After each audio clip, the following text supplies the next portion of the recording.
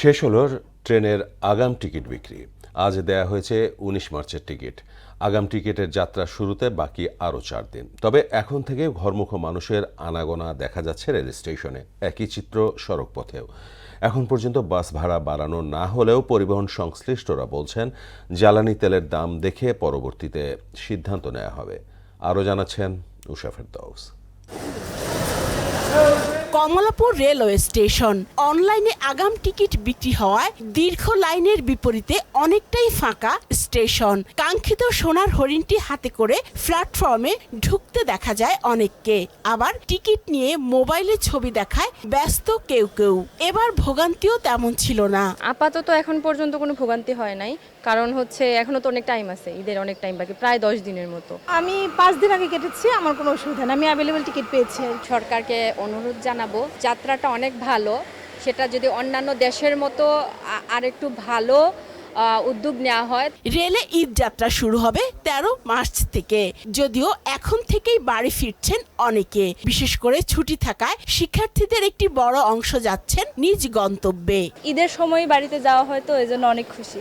বাড়ি যাওয়া তো সবসময় আনন্দের, যেমন সেমিস্টার শুরু হয়েছিল তখন আসছিলাম, এরপরে আর যাওয়া হয়নি।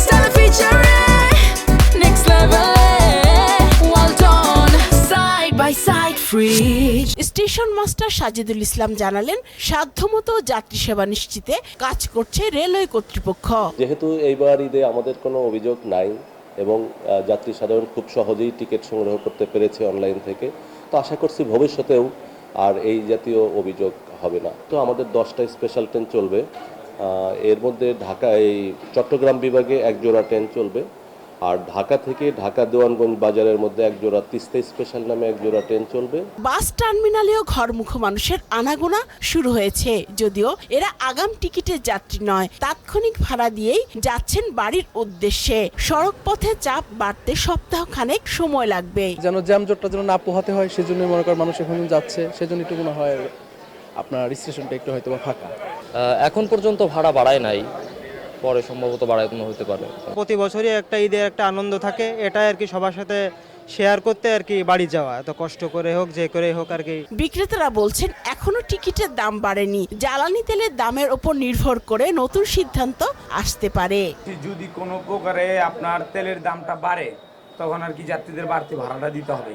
যদি ভাড়া মানে তেলের দাম বৃদ্ধি হয় তখন ভাড়া বৃদ্ধি হবে অবশ্যই। এখন যদি তেলের দাম বৃদ্ধি না হয় তাহলে তো আমরা ভাড়া বৃদ্ধি করব না। উষা ফেরদৌস, মোহনা সংবাদ, ঢাকা।